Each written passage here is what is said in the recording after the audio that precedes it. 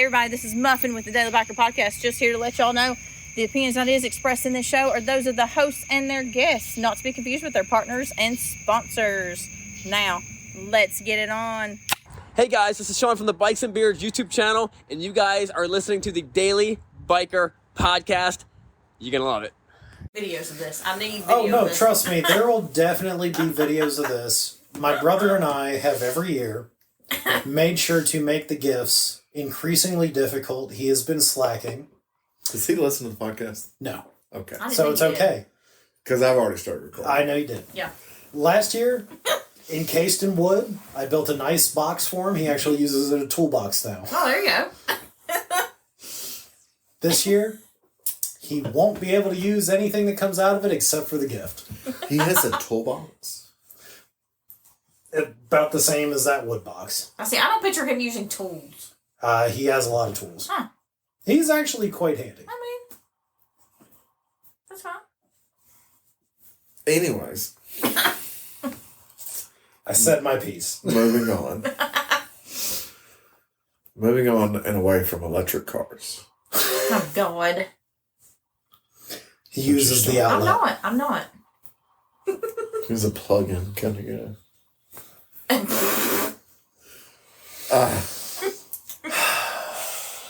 So, And hey everybody, welcome back to the Daily Biker Podcast. My name is Marcus and I am your clothes later. Today we're going to go on a learning journey. I have news. Daniel has news. This is actually Muffin is going to learn news. yes, this is actually a learning journey today. If we, For me. Like I went on one, you went on one. It'll be a learning journey for me. Yes, so I have seen multiple things that have me excited. Yep. Daniel has seen multiple things that have him excited. Daniel got to experience multiple things that have him excited. If we don't get through all of it on this episode, congratulations. We have stuff to talk about the next episode. Absolutely. That's true. So, that being said, I do have Miss Muffin Hey, y'all. and I have Daniel. Hey there. So, How do we want to start this? it's just which bike do we want to start first, or do we want to start with what you did? I would say mine's shorter. Since it's so fresh. Yes. So today, You say it's shorter, but until I ask him any questions. and that's Well, that's true. personally fine because I have a lot of comments. Okay. So today, a local motorcycle dealership had a Moto Guzzi demo event. Yes. Ah. And as if you actually have listened, I did actually own a V7 at one point. It never ran. So I was going into it with that sort of mindset. I got to test ride two of their bikes. Unfortunately, the way that they were doing them, they were doing rides every hour and spending 3 hours during the morning to ride multiple bikes. That's just a long period of time to wait. Yeah. Especially with the number of people, because may not get a motorcycle. They had a limited number of motorcycles, more people to ride them. So the two that I rode, the Moto Guzzi Stelvio and the V100 Mandello. Okay. Let's start with the Alfa Romero. I see, that sounds like an alpha. So the Stelvio, the best thing that I can compare that to would be like a Triumph Tiger, Ducati Multistrada, Pan America. That's that kind of market area that bike would be competing against. Smaller CC than the Pan America, obviously, because the Pan America also goes against the GS. Well, it's also smaller CC than the Multistrada, but I feel it's It's in that same size range, because the GS is a little bit larger dimensionally. yeah. The Pan America, depending on how you get Well, it, what's the displacement? I want to say it's a 1000cc or an 1100cc. Okay. That I actually don't know. I feel like the Multistrada though. I'm gonna double check. Okay. Because I feel actually like curious. the Multistrada though.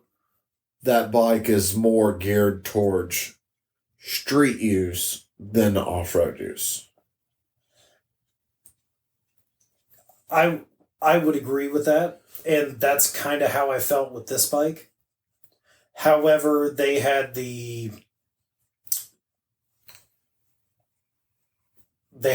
Anarchy Wild Peak tires on it, which I do not agree with being street tires.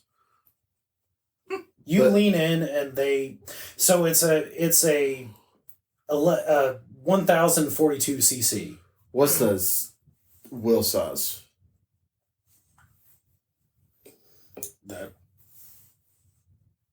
I know that's a weird question for some of you listening. But you're comparing it to... If you're comparing it to traditional ADV bikes, the wheel size stuff makes a difference. Sometimes the stuff that's more geared towards the streets run like a 17 or 18 inch front wheel. It's a 1917. Okay, so 1917 is going to be what a GS or Pan America runs. Yeah. And then like a Africa Twin runs a 2117 or 2118. I think it's a 17. I don't know. I don't remember what their rear is. I know, but they might have changed it on the Africa Twin. Who knows with Honda. Now I felt this may just be me. So talking about the Stelvio first, I think the engine is very nice for what it is. Still transverse V? Transverse V. Both these bikes are transverse Vs. 6-speed transmissions. The clutch was vague at best. Even while we were riding on both of these bikes, I was adjusting it. The only point I could actually get it to grab was at the far end of the travel. Yeah. So I had no reason to even pull the clutch in all the way. Yeah. Which is awkward when you're not dealing with... Was it a cable clutch? Or a hydraulic clutch? Hydraulic. Okay. It's awkward when you're dealing with a drive-by-wire throttle, which doesn't respond immediately to input. Yeah. And like I said, it's probably just me because that's not what I'm used to. Everything that I have is you have a wire, opens the throttle body, or opens the carburetor. It does a physical thing. So your input directly responds to something else immediately. The computer, there's that like half-second delay. Yeah. And me and you actually, well, I know I dealt with it more on the Sportster S when we did the ride on that. Yeah. Where I'd sit there and be like, okay, oh, now I've got some RPM built up to take off. Well, I think some of that with the Sportster S is it just doesn't have enough low-end torque. And maybe that's a problem with the Stelvio as well. Because my bike is a hydraulic clutch and throttle by wire. Is yours throttle by wire? Really? But you don't experience that on mine. No, because I've never experienced that on yours, the times that I've rode it. But I think some of that, though, is because I have so much more torque down low. And that may be the way your bike's tuned as well. Or Harley just is better with throttle by wire that may be than Moto Guzzi. Don't come at me. Now, I got to say, so I rode the bike multiple times. I rode in multiple modes. So they had rain mode, tour mode, off-road mode, sport mode. Okay. Now, sport mode, it was a lot better. Now, I don't think the mode itself is a better mode to ride in. It probably increases the throttle response. Exactly. So in a Pan America, sport mode also increases the throttle response. Yeah. But then if I just kind of blip the throttle, like I would do on any of my other bikes, I get an actual RPM response other than the, hold on, there it is. Yeah. Once I kind of figured that out, it was a little bit better. And like I said, that's probably just me not being used to that type of throttle. Yeah. Everything I have is cable. Even the KTM's cable. Yeah. But now I got to say that was a very comfortable motorcycle. I Fortunately, both times that we did the test rides, I was behind the lead vehicle. Yeah. So I had basically a free open road to do whatever I wanted. Now, there were a lot of times where I didn't see any of the people behind me on the test ride. Well. Actually, the second time that I went out there, he was like, make sure you're behind me this time. If you really want to go, they're not going to keep up. It doesn't matter. They know where they're going. Was the bike dressed, or did they give it to you in delivery form? It didn't have bags on it, if that's what you're referring to. That would be what I was referring to. It was a naked touring bike. Like When he says naked, he means no bags. No bags. Has it like a quarter fairing. Has a quarter fairing. It has a electronic windscreen that you can adjust up and down, ride modes, all that stuff. No bags on it. Now, I mean, the bike is not bad. Yeah. If you were going to ride it around, it did everything that I wanted to do. I felt like the engine kind of ran out of steam very quickly. Yeah. For a 1,015, or, a 1050cc bike. Yeah. I felt it ran out of steam faster than one of my KZs. The dealer, because this is a good point on this, because for some of you listening that might be in much larger metropolises, the dealer that you're at is dealer that we've talked about many times, right? Are they now a Moto Guzzi dealer? They are a Moto Guzzi Aprilia dealer. Okay. I knew the second one. Yes. So they, from the middle of this year, they sell both the bikes. Okay. Now, I did have the option to ride some Aprilias too, but I didn't want to spend all day out there because, like I said, they're doing rides every hour. Well, I did see another, that's one I forgot about that's on the list of bikes that I've seen lately. The 457? Yeah. So I had the option to ride one of those. I wish you had. But it was taken until 2:00. Oh, never mind. Yeah. Like, never mind. So it was one of the... Everybody wanted to ride it then. They did. Now, I got an option to sit on it and ride it around the parking lot, though. Well, I would love to know on the road how it compared to like the 390. So at least going around the parking lot felt the exact same. Okay. Now, my mechanic over there, who had to come back for some special occasions, he's ridden both 390 and that bike. Yeah. He, in his opinion, he thinks the 457 has a little bit more get up and go on the top end. Yeah. But other than that, about the same. The only downside of it is it probably doesn't have the support. That's going to be when you're talking about an Aprilia. Yeah. And it's a twin instead of a single. Yeah. So, and legitimately, we actually had to look at it and like peek through the fairings to figure out if it was a twin or not, because you can't see anything. Yeah. That alone leads. It's not going to have the same torque. Yeah. It didn't have the same like parking lot feeling. Yeah. And like I said, I only rode it through the parking lot, just kind of putzed it around and then back. Didn't go on the street, didn't do anything with it. Maybe completely different. I think the 390 was better for that type of thing. Yeah. So, second bike you rode? V100 Mandello. So, 100cc. Same engine. I'm making a joke. Yeah, I know. Significantly better. Okay. The seating position was better. It was a little bit more sport oriented. And the Mandellos are sport touring bike, right? The Stelvio is a sport touring bike. The V85 TT is their off-road bike. The V85 is the off-road bike. But the Stelvio has off-road capabilities. It's kind of, think of it like the Pan America. Remember this.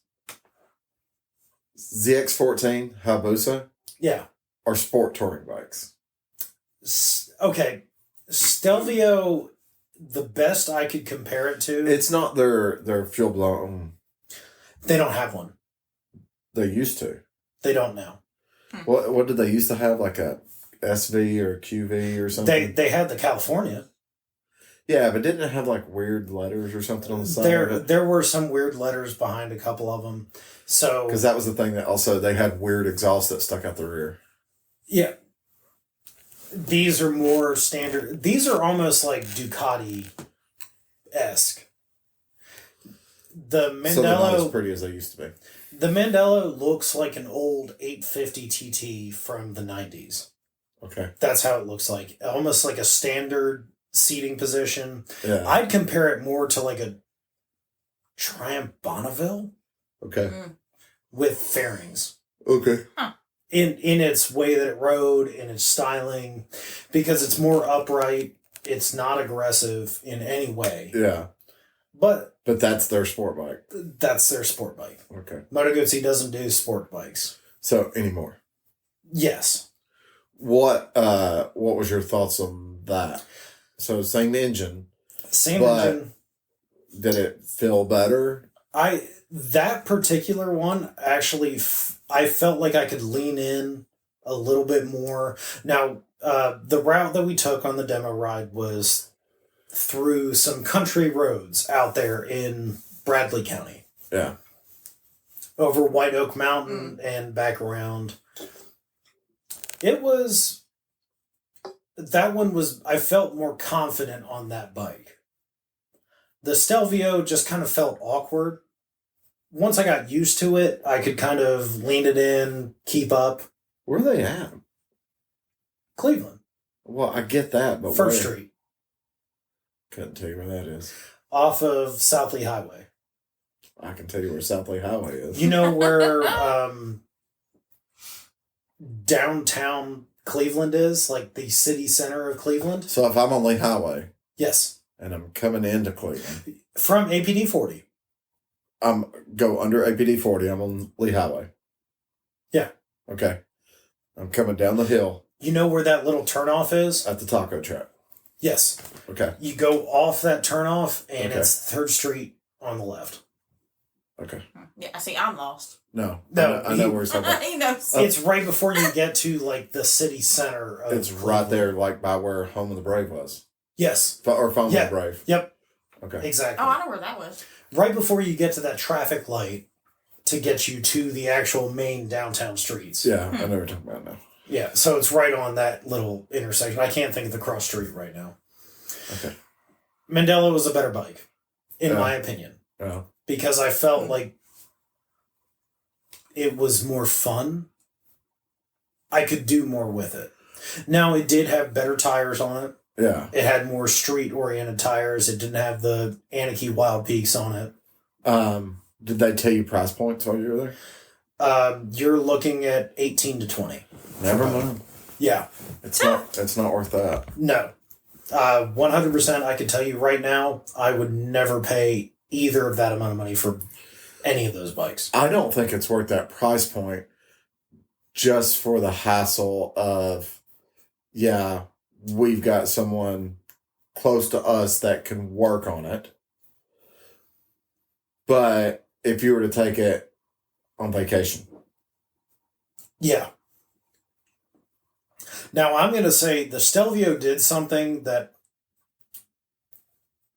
when you let off the throttle after you've accelerated at a high RPM, you have a little bit of pop, that comes out the back.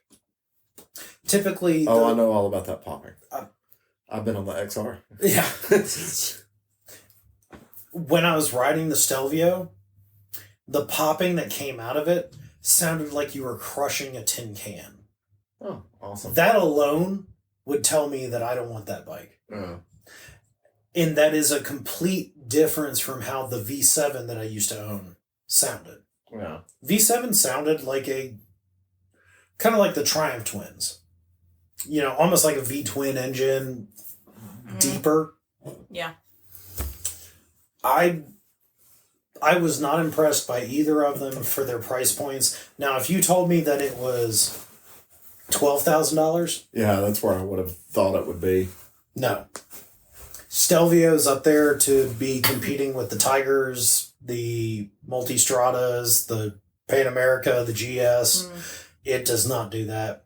The V85 TT, which is a smaller engine, is more of a... I didn't get to ride one of those, but one was out there. Kind of like a weird dual sport mix. Yeah. Still awkward in its shape. I'm just going to chalk everything up to just being Italian. And because every one of these bikes looks fantastic. If you owned one, you could put it in your living room. Fantastic looking. I like the Mandela. That's probably a great place for it. I like the way that looks. The Mandela, I like it. Well, so I will. You know what it kind of looks like to me? I like the way it looks. So there you go, Heather.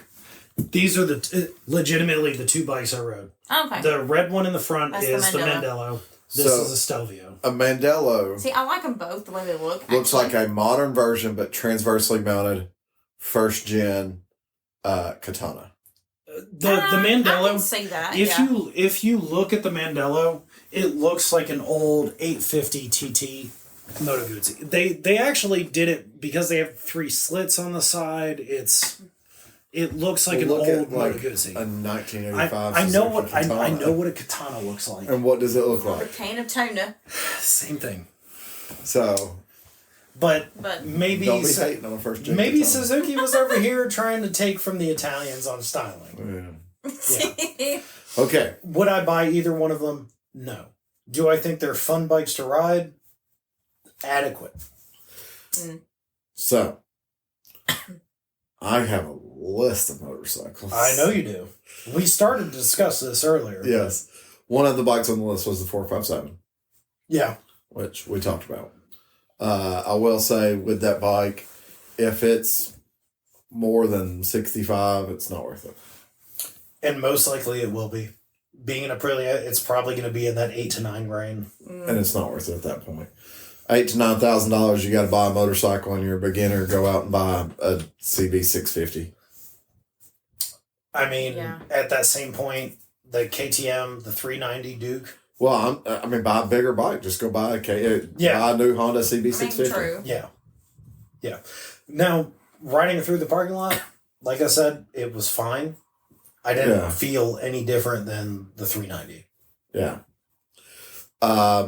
So, speaking of 390s, okay, there are 3 new 390s. I don't know if they're doing anything. Well, I have not seen anything about the RC. We need to preface this first. The list that you're talking about is from the EICMA event. EICMA, yes. So EICMA is where every year they hold an EICMA event, brings up all the motorcycle companies, bring out their new models or potential models, prototypes, things like that. It is. I don't want to say SEMA because SEMA is actually for aftermarket. Yeah. It's very similar to the same type of style. Right. Yeah. It's the largest international motorcycle show. Yeah, it's SEMA for every manufacturers. Every motorcycle manufacturer that builds or that sells motorcycles internationally is there and represented. Yes. Including Harley Davidson. I'm sure they were. So, going someone back to like the KTM. Janus or something like that would probably not have been there. Yeah. So KTM, I have not seen any information on the RC or the Duke to know if those have changed in any way. I didn't see anything about either of those. The 390 Adventure has got a facelift. It did, and it actually looks like a better bike now. It looks to me like a 690 with a rally tower. Yeah. Oh, yeah, you showed me that one. I'm going to like agree that with it. Yeah. After our conversation, I looked up a few of these because I hadn't been following EICMA. So. Yeah. They did. I think the 390 is a fantastic motor. I have stated on this podcast previously that KTM needs to take their 350 or 500 dual sport chassis since those motors are dirt-oriented motors that require more service intervals, require more maintenance, they needed to take the 390 motor, which is a street motor, and dump it in one of those bikes to where you can have that bike that has street level service intervals and stuff like that. With the performance that you want Correct. out of a bike. Correct. They've done it. Yeah, they have. Yeah. So they came out with the KTM 390 SMC-R. Which looks fantastic. Yeah. Which is what we've been asking Honda to do. Correct. With their Correct. engines and their chassis that they have available. And we'll see if maybe something will change and they'll do the 500. For Honda, all they need to do is take the CRF 450L And put the 500 engine in and it. put the Rebel 500 motor in it. Give it a different name. Sell it with mag wheels straight up as a supermoto. Don't even sell it as an off-road. Don't even sell it like the 300 Rally. Do whatever you want. But hell, push it straight out of supermoto. CB 500 Rally. Seems like more bikes are coming out that are supermotos. Supermotos seems to be making it seems a like comeback. very popular for this year. Yeah. Although we're talking about 390s. Yeah.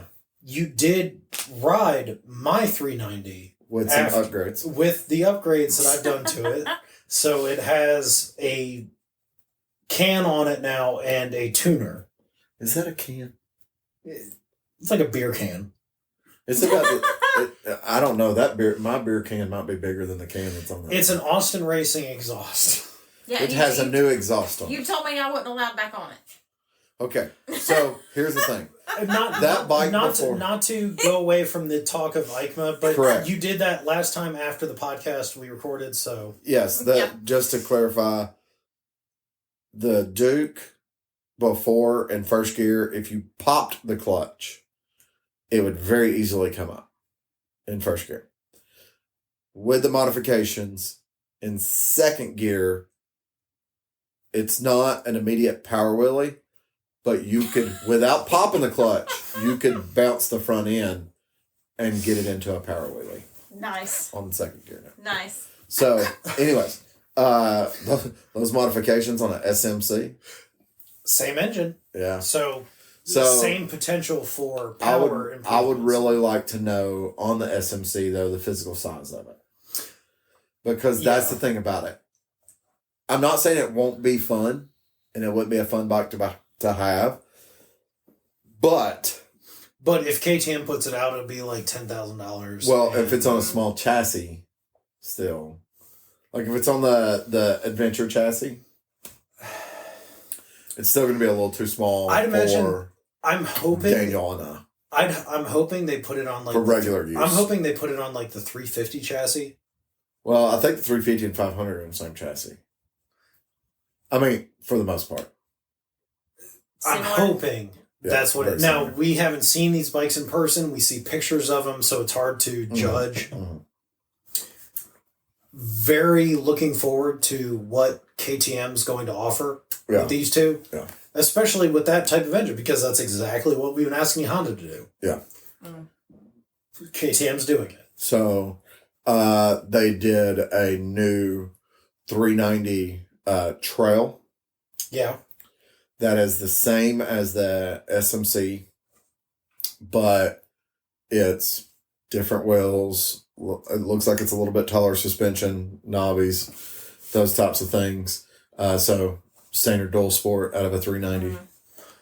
Exciting. Which, once again, great. There's a lot of potential there. They're also doing now. None of these have hit the floors yet. People haven't bought them. This is just they're showing off. I don't even think KTM has them on their website currently. They don't.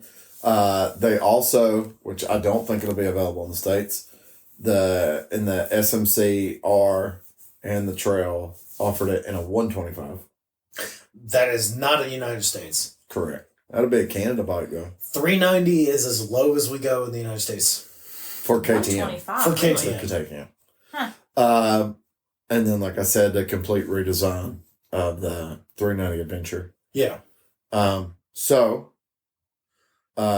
Suzuki Well, they did redesign 1392. Is it a redesign really, or is it just, hey, it's here? Well, they introduced the 1390 last year, the engine, Yeah. and they've put it in a better chassis. They also put out the Yeah, it's its own thing now. the 990 SMCR. Oh, I forgot about that. Yeah, so a supermoto with the 990 Yeah. engine. Yeah. They also, But I would almost call that more of a hypermotard. it is a Yeah. hyper motard. Yeah. It's more of the super adventure. Yeah. They did also do the new RC Full size RC. 990. So RC. I haven't seen. I know you said something to me about the SMC 990. I haven't seen the RC. So they were doing. They did a SC, and then they did the RC with the same engine. So their race bike, as everybody knows, the RC8 Yeah. that they put out probably 10 years ago now, that they never did again. They're supposedly coming back out with a competitor to that bike. I would like to see a redesign on the Duke. The whole I Duke agree. line. I agree. Yeah. Yeah. I feel it's a great bike, but you put a new Duke next to a 5-year-old Duke and they look the same. Yeah. Colors Yeah. might be different. That's There's it. some things I would change with it. Oh, So, yeah. They just I think The it's time mirrors. for a redesign. The headlight. The mirrors. I would tweak the headlights. No, I a little love bit, the honestly. alien. The alien headlight needs to stay. The alien headlight is okay. Eh, The little ant antennas for the mirrors. Yes. those They are change. awful. Yeah. Well, everybody puts bar ends on there, and if I'm going to use that to teach somebody, I'm not putting bar ends on it. Right. True. So Looking at you, Heather. I Think of the know. mirrors. I'm thinking mirrors just I put a crash cage on there just for you. Disappear. I'm not I know. putting bar ends on. Hey, I broke a clutch lever. It's fine. with the new power on that bike, that crash cage might be for you and I. So anyways, Suzuki. The DRZ. So but it's no longer called the DRZ. No, it's Okay, you it's showed a me that. DR4 or a DR4S or a DR4SM. it's a DRZ 400 with fuel Correct. injection. Well, it's more than just fuel injection. They redesigned the whole bike, Yeah, it's fuel injection. with the exception of the engine. The only thing they changed on the engine was changed it to fuel injection, which is perfectly okay with me. I'm okay with that because the engine is great. The engine is a fantastic engine. It's one of those things where, hey, the cam chain is getting rough. Okay, here's the $15 part and the 2 minutes it takes to change the cam chain tensioner. In my opinion, it's the same way if Honda came out with a new XR650 that was fuel injected. Yeah. Change nothing about the bike. It is just now fuel injected. Well, put the inverted front suspension on it. Well, I mean, modern improvements. Yeah. Let's bring it from 1985 to today. Yeah. But Make it visually appealing. it's no longer carbureted. Yeah, Honda could make something that truly competed with the T7. With Give the it- XR650. With the XR650. Oh, Have yeah. it still be a 650 single, fuel injected, give it a little bit more shrouding and stuff like that to make it look more modern. Put some better suspension on it, inverted front forks, Yeah, it would compete with the T7. because the new DRZ has inverted no matter which one you go for. Yeah. So, But then again, it's the DRZ was in that kind of same class as the XR. But it's kind of funny. Well, the class being that it was just a money making machine. But yeah, we've made this from the 1980s to now, and we haven't had to change anything or design anything, and Right. we don't need to change it. Yeah. So the other big change with the new DR is the headlight bucket. It basically now has, and I don't know if you noticed this, so you might want to look it up. It basically has just a number plate with a single round headlight in the middle. I did not see that in the pictures that I looked at, but Yeah, it looks pretty good. I mean, you showed me that one too. Yeah, Yeah. it looks pretty good. So that bike's exciting. I can't wait to see those on the road. Those are on Suzuki's website. Okay, that does look a lot better. Yeah. Yeah, that's Versus that big old square headlight. Yeah. So that bike is on Suzuki's website. They are currently taking orders for that bike. I don't know price point on that motorcycle. I hope it's still a very budget-friendly bike as the DRZ was before. Let's hope. Yeah. Because You never know. I mean, even the XR has gone up in price over the years. Yeah. You're talking about $7,000-$8,000 for a bike that was designed in the 80s. And then DRZ's done the same thing. there's the list keeps going on. But, Ducati came out with the new V2. well, the list keeps going, which we'll save for more. But we'll kind of close out this episode Okay. with the people that like to play it safe came out freaking swinging, not playing it safe. They came out 3 times. So, in case you haven't seen, I'll give you a second to look this up. Trellis frame, V3, electric supercharger. And on that bombshell. Hey everybody, this is Sean at White Lightning Harley Davidson. I want to thank you for listening to the Daily Biker Podcast. You can reach the podcast on Facebook or Instagram at The Daily Biker, or you can email the podcast at thedailybiker@gmail.com. Be sure to keep an eye on White Lightning Harley Davidson's social media pages for the most up-to-date information on all our events and where you can find the boys.